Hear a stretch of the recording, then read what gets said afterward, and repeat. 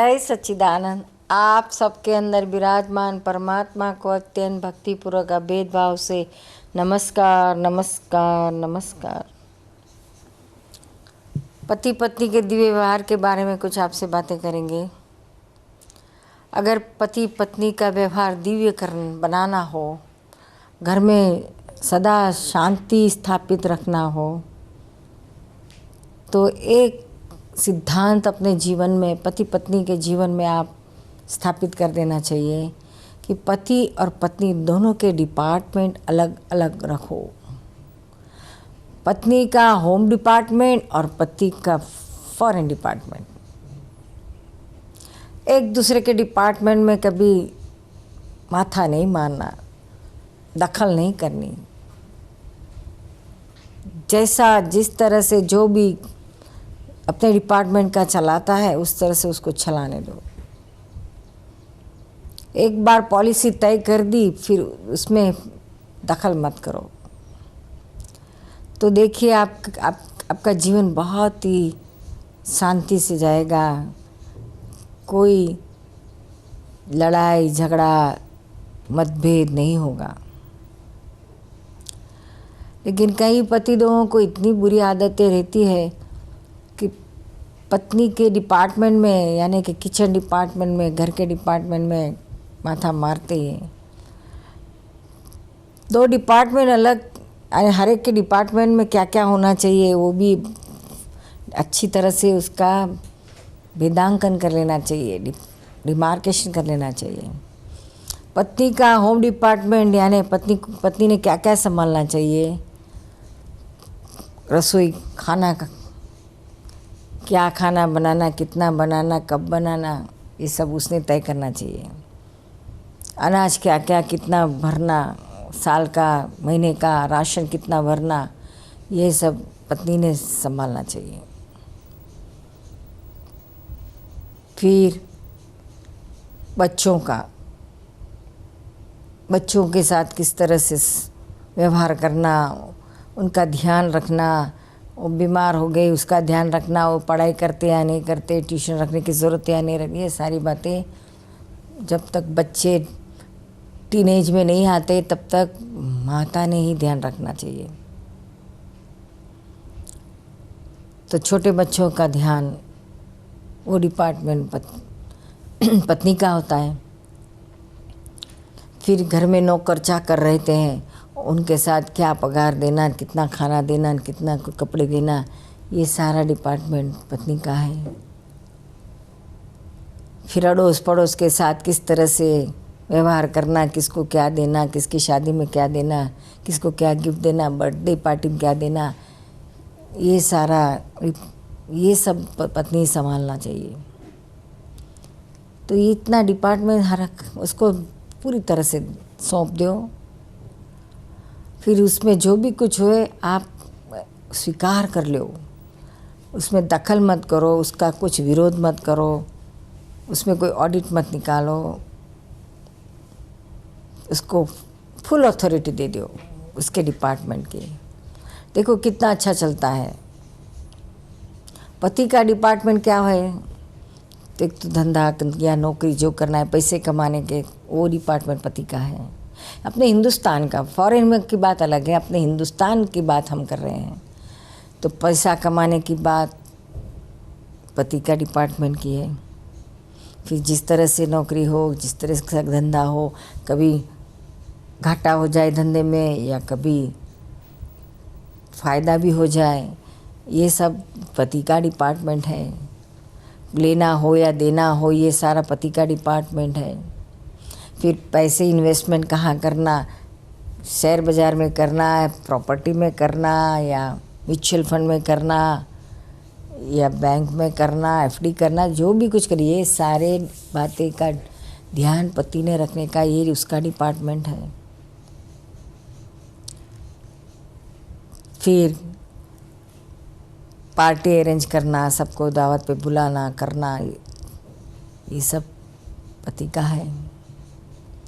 घर में कोई शादी प्रसंग आए तो ये सारी जिम्मेदारी पति की है, अरेंज करना। ये डिपार्टमेंट उसका है। उसको फुल अथॉरिटी दे देना चाहिए। और जब बच्चे टीनेज में आ जाते हैं, सयाने हो जाते हैं, होशियार होते हैं, फिर बात माता के पास से पिता के पास चली जाती है। फिर बच्चों को संभालने का काम पिता का होता है। लड़की रही तो माँ संभालेगी, और लड़का रहा तो टीनेज लड़के का सारे संभालने की बात पिता की रहती है, क्योंकि फिर एक दूसरे को समझने की कैपेसिटी से अच्छी बढ़ती है। माँ लड़की को माँ ज़्यादा समझ सकती है, लड़के को पिता ज़्यादा समझ सकता है। तो इस तरह से फिर डिपार्टमेंट में थोड़ा सा चेंज कर लेना चाहिए बच्चों के बारे में। फिर एक दूसरे के डिपार्टमेंट में किसी ने दखल नहीं करना चाहिए, टोकना नहीं चाहिए, गलतियां नहीं निकालना चाहिए। एक बहुत होशियार, बहुत पढ़े लिखे प्रोफेसर थे। तो पत्नी हमेशा पति के नाम की बूम चिल्लाती थी, मेरे पति हमेशा मेरा सर खा जाते हैं। क्यों? तो पति को बहुत बुरी आदत थी। वो पत्नी कहीं बाहर गई तो जाकर वो किचन में, रसोई घर में जाके सब चेक कराते थे, सब तलाश कर लेते थे किस घर में क्या क्या चीज़ें हैं, कितनी ख़त्म हो गई, कितनी बची, तेल कितना है, घी कितना है, अभी परसों लाए थे, गेहूँ क्यों जल्दी ख़त्म हो गए, चाय की पत्ती क्यों इतनी जल्दी ख़त्म हो गई, शक्कर क्यों ख़त्म हो गई, चीनी तो अभी लाए थे, चाय क्यों ख़त्म हो गई। ये सारी बातें अपनी पत्नी को फिर सुना देता है। अगर कुछ कांच के बर्तन टूट गए तो दौड़ते दौड़ते आता है रसोई घर में, अब पत्नी को चिल्लाता है, डांटता है, इसका अपमान कर देता है। ये पत्नी के डिपार्टमेंट में दखल की, ऐसा नहीं करना चाहिए। कोई जानबूझकर तो नहीं खराब करता है। आप अपनी पत्नी को कहो कि सारी क्रॉकरीज बाहर फेंक के आओ, तो क्या फेंकेगी वो? बिल्कुल नहीं। इतनी तो वो सयानी है, जानबूझकर कोई चीज़, कोई तोड़ फोड़ नहीं डालता है। ये तो कौन से हिसाब से टूटता फूटता है, ये सब कुदरत की रचना है। ये संजोग करवाते हैं। कोई की जानबूझकर अच्छा या बुरा नहीं कर सकता है। संजोग अच्छा करवाते हैं, संजोग बुरा करवाते हैं। हमारी भावना अच्छी होनी चाहिए। तो ये बहुत ज़रूरी है कि किसी के डिपार्टमेंट में दखल नहीं करना चाहिए।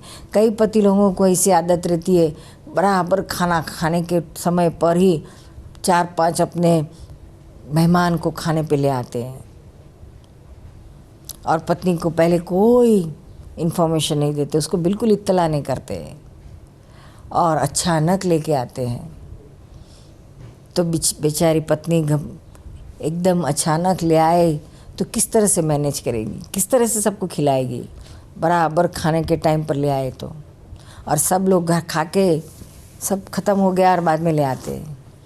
तो ये भी पति की गलती है। ये डिपार्टमेंट पत्नी का है तो उसमें उसको पूछना चाहिए, एटलीस्ट फ़ोन करके आगे से कि भाई मैं इतने मेहमान को लाने वाला हूँ, आपसे ये सब मैनेज हो सकेगा? वो कहेगी हाँ तो ज़रूर लाओ। वो कहेगी बिल्कुल नहीं, बच्चों के अभी एग्ज़ाम चल रही है, मैं ये सब कुछ नहीं कर सकूँगी, तो बंद रखो। पत्नी कहेगी अभी मेरी तबीयत ठीक नहीं है, मैं कुछ नहीं कर सकेंगी, तो बंद रखो। एडजस्टमेंट लेना चाहिए। उसके डिपार्टमेंट की अथॉरिटी उसकी है, उसको पूछे बगैर धाड़ के लेके आए आप मेहमान 5-7, तो फिर वो बिगड़ेगी नहीं तो और क्या होगा। दादाजी के जीवन का एक सुंदर प्रसंग है। दादाजी क्षत्रिय थे, पटेल। तो उन्होंने बचपन से ही घी दूध का बहुत उपयोग किया था अपने जीवन में, देखा था, और बहुत बड़े दिल के थे। और उनकी पत्नी हीराबा नॉर्मल थे। तो जब कोई मेहमान खाना खाने पर आए तो उस जितना ज़रूर है उतना ही परोसते थे। और घी डालने का रहा खिचड़ी में या भात में तो थोड़ा सा 45 डिग्री एंगल से घी डालते थे हीराबा, तो थोड़ा थोड़ा गिरे। लेकिन दादाजी कहते थे 45 डिग्री नहीं 90 डिग्री से डालो, थोड़ा थोड़ा नहीं बहुत सारा डालो। इसके बारे में दोनों को मतभेद हो ही जाते थे और उनको डांटते थे। ये बहुत उनकी यंग एज की बात है, ज्ञान नहीं था उनका, बहुत शादी नई हुई थी। ज्ञान तो उनके जीवन में बहुत पिछली उम्र में हुआ। उनका अध्यात्म जीवन उनकी 22 साल की उम्र के बाद शुरू और 30 साल के बाद अध्यात्म जीवन उनका शुरू हो गया। तो उन्होंने अपनी पत्नी का सबके बीच में अपमान करना कर दिया। फिर उनको खुद को लगा कि अरे ये तो मेरी ही गलती है, ऐसा नहीं करना चाहिए। उनका डिपार्टमेंट है, वो जिस तरह से करने दो। और उनको लगा ये मेरी गलती है, तो उन्होंने सबके बीच में अपनी गलती का इकरार कर लिया और तुरंत समझ गए, क्योंकि बहुत विचक्षण से, कि ये तो मेरी ही गलती है, पत्नी की नहीं है। पत्नी अपनी नॉर्मलिटी में, मैं ही अबव नॉर्मल जा रहा हूँ, एक्सेस कर रहा हूँ। फिर से दोबारा उन्होंने ऐसा कभी नहीं किया। एक बार उन्होंने जो भी कुछ गलती की और वो गलती उनको रियलाइज़ हुई, फिर दोबारा वो गलती कभी जीवन में नहीं करते थे। ये ज्ञानी लोग की बहुत बड़ी खासियत होती है। तो उन्होंने भी अपने 2 डिपार्टमेंट में बिल्कुल एक दूसरे के डिपार्टमेंट में दखल नहीं करते थे। खाने का समय, नहाने का समय, सोने का समय, जो भी कोई समय है, वही उनकी पत्नी कहती थी अभी चलो आज ज़रा जल्दी खाना खा लेना, आपको देर करेंगे तो नहीं चलेगा, आज ज़रा जल्दी खा लो। क्यों भाई? तो काम वाली आज जल्दी आके चली जाने वाली, तो चुपचाप कुछ भी बोले बगैर जल्दी खा लेते थे। पत्नी कहती थी आज जल्दी नहा ले लो, रोज़ तो आप 11 बजे नहाते, लेकिन आज तो 8 बजे नहा लेने का है, आज काम वाली नहीं आने वाली है, आज पानी नहीं आने वाला है। तो दादाजी तुरंत ही उनके डिपार्टमेंट में ज़रा भी दखल नहीं करते थे, चुपचाप 8 बजे नहा लेते थे। हालांकि हमका नहाने का रोज़ का समय 11 बजे का था। तो उनके डिपार्टमेंट की जो पॉलिसी थी वो हमेशा उसको फॉलो करते थे, उसमें दखल नहीं करते थे। तो पत्नी को भी काम करने में आनंद होगा, उसको भी लगेगा कि नहीं मेरा भी कुछ महत्व है, मेरी बात भी अप्रिशिएट होती है। नहीं तो उसको अपमान जैसा लगेगा, बात में अपमान जैसा लगेगा। दूसरा एक बहुत सुंदर प्रसंग है दादाजी के जीवन का। दादाजी हमेशा कहते थे कि हमारे और हमारी पत्नी हीराबा के बीच में एक समझौता था। सब्जी ले आने का काम हीराबा का था। हर रोज़ शाम को 4 बजे हीराबा थैली लेके सब्जी लेने को जाते थे। वो गली के कॉर्नर में ही सब्जी वाले बैठते थे, तो हर रोज़ वो सब्जी लेने जाते थे।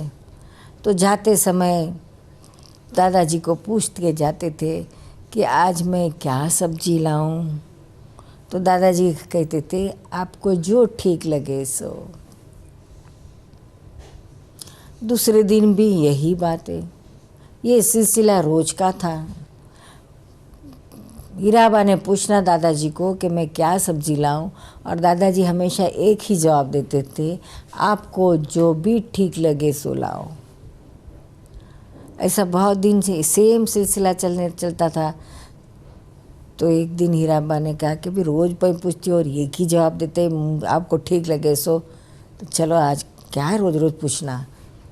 तो उन्होंने बगैर पूछे ले आए सब्जी। खाने पर बैठे, करेला की सब्जी थी। दादाजी ने खाते खाते ज़रा मजाक उड़ाई। खाते खाते करेला का साग मुंह में रखा और मुंह मचकोड़ दिया। कहने लगे ये आज करेले की सब्जी क्यों बनाई? मुझे तो बिल्कुल भाती नहीं, आज क्यों आज मुझे पूछे बगैर बनाई।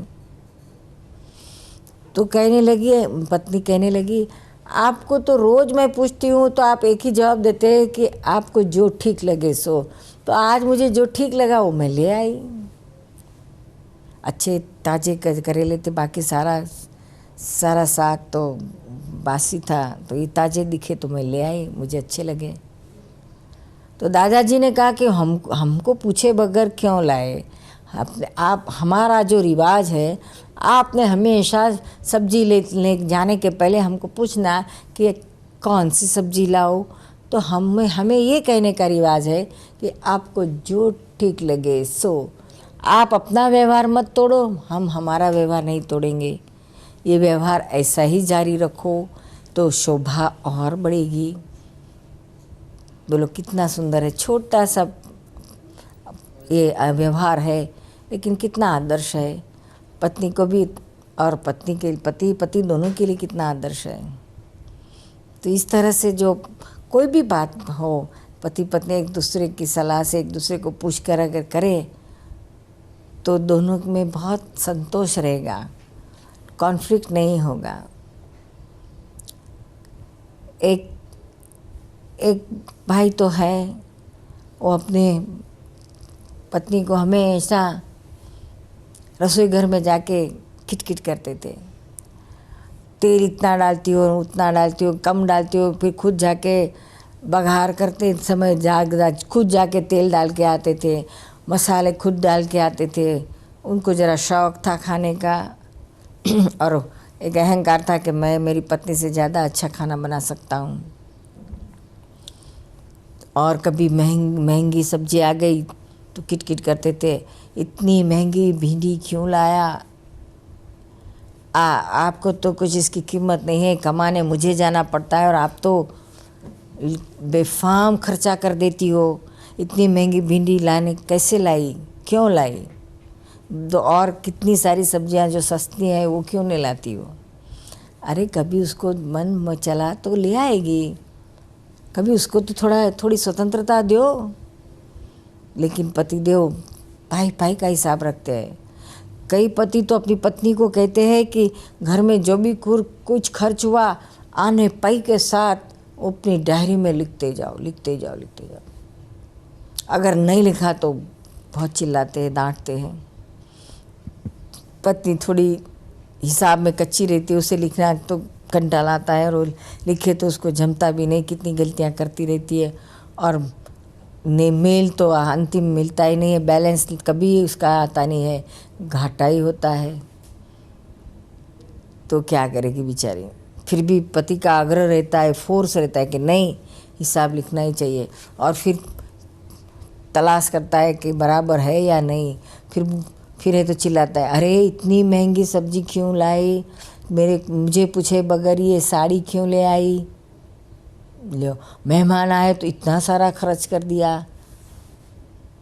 ये कोई तरीका है? ये आपका डिपार्टमेंट की बात नहीं है, ये पत्नी के डिपार्टमेंट, होम डिपार्टमेंट की बात है। ऐसी दखल नहीं करना चाहिए। फिर क्या होगा, पत्नी को आपके प्रति अभाव हो जाएगा।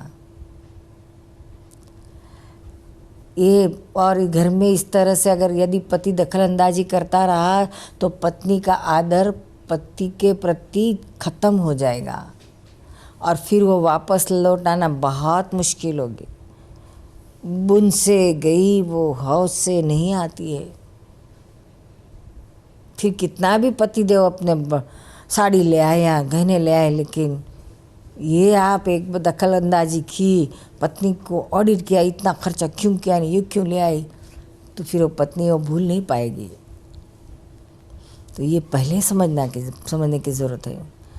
किसी भी तरह से ऐसा दखल मत करो। पत्नी के भी बहुत आदतें रहती हैं, अपने पति के धंधे में, उसकी नौकरी में हमेशा दखल करती है।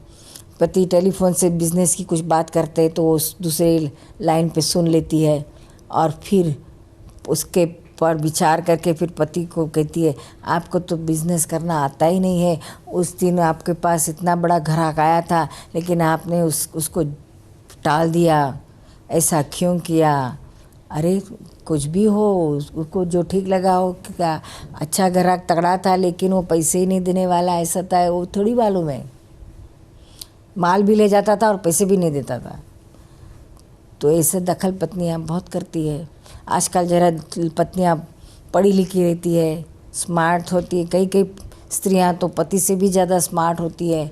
पति सीधा साधा रहता है, थोड़ा सा बेवकूफ़ होता है तो पत्नियां और पति को दबाती है। छोटी छोटी बातों में पति को दखल करती है, दबाती है।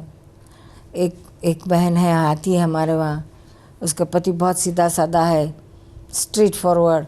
वो ज़्यादा उसको कुछ लप्पन छप्पन आती नहीं है। काम करना, पैसे कमा के ले आना, और जो भी कमाए वो सारे पैसे पत्नी के हाथ में दे देना। और उसको कुछ पॉकेट एक्सपेंस चाहिए तो पत्नी के पास मांगना, 200 रुपये देना, मुझे ज़रा बस के किराए के चाहिए। तो बड़ी मुंह बिगाड़ के देती थी, आप बहुत खर्चा करते करके।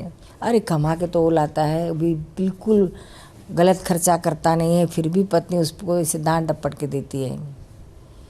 यहाँ तक कि पति के बिजनेस में किस तरह से बिजनेस करना, किसको देना माल, किसको नहीं देना माल, पैसे कहाँ इन्वेस्ट करना, किधर नहीं करना।